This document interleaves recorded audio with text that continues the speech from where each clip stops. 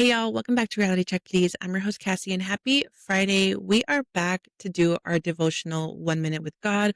We are starting a devotional on Daniel. I know I had said that we wanted to do one on angels. However, since the latest and very unfortunate tragic assassination of Charlie Kirk, prior to him passing away, God had been very much heavily putting on the story of Daniel, and now it's kind of all falling into place.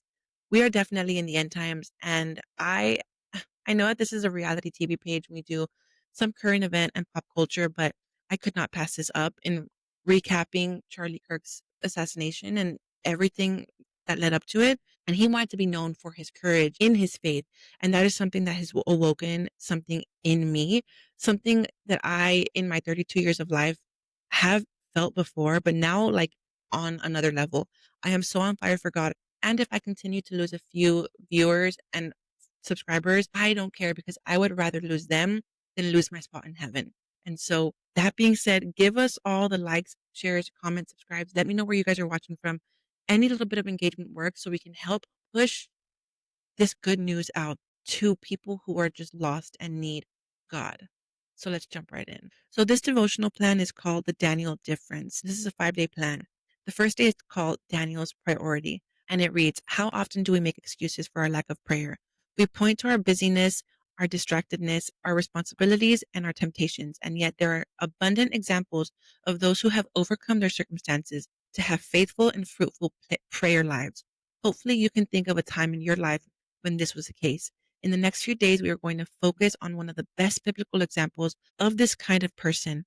Let's look at Daniel. Read Daniel 1 through 7. Daniel certainly had some good excuses not to pray, as one situation after another could have left him feeling abandoned by God. He had just gone through the horrors of a war and had been brought as a captive to a strange land filled with enemies. Immediately, he was thrust into an educational program requiring him to learn a new language and culture, with a king looking over his shoulder. Later in his life, he was a high governmental official with major responsibilities. Wealth and power were all around him. All these circumstances could have been excuses for Daniel to have a lack of prayer, and yet the Bible shows us that Daniel made prayer a priority. The book of Daniel records two of his prayers verbatim in Daniel 2:20 through 23 and Daniel 9:4 through 19. We'll get more into Daniel's prayer life tomorrow, but for today, just think about the fact that Daniel was a prayer. No matter what was going on in his life, his heart was to go first to his God. He did not allow his circumstances to distance or distract him from God. Rather, his circumstances drove him to his knees. That is powerful. And if anything, that kind of reminds us of Charlie's life. We're going to read Daniel 1 through 7. And it reads, during the third year of King Jehoiakim,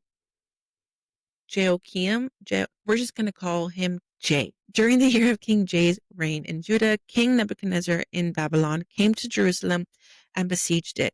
The Lord gave him victory over King Jay of Judah and permitted him to take some of the sacred objects of the temple of God. So King Nebuchadnezzar took them back to the land of Babylonia and placed them in the treasure house of his God. Then the king ordered Ashpenaz, the chief of staff, to bring to the palace some of the young men of Judah's royal family and other noble families who had been brought to Babylon as captives. Select only strong, healthy, and good-looking young men, he said.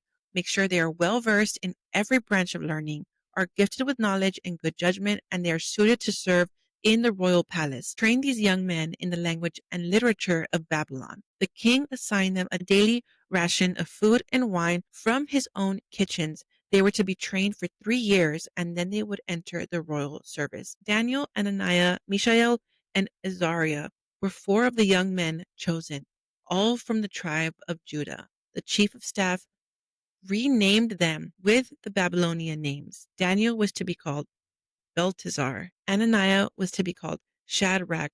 Mishael to be called Meshach. Meshach. Azariah to be called Abednego. All these circumstances prove that Daniel could have used the excuse of I'm too busy, I have a lot going on, my mental health is unwell, yet he still prayed. And God had so much favor over his life. It is insane. And so I'm excited to continue these devotionals and this plan with you guys. So we will be back Monday. But let me know what you guys think. What do you think of the story of Daniel? Are you like me? Is God calling the story and the book of Daniel over your life? Let me know. We will catch you guys later on today for some more reality checks. I love you. I appreciate you. And have a great rest of your Friday. Bye, y'all.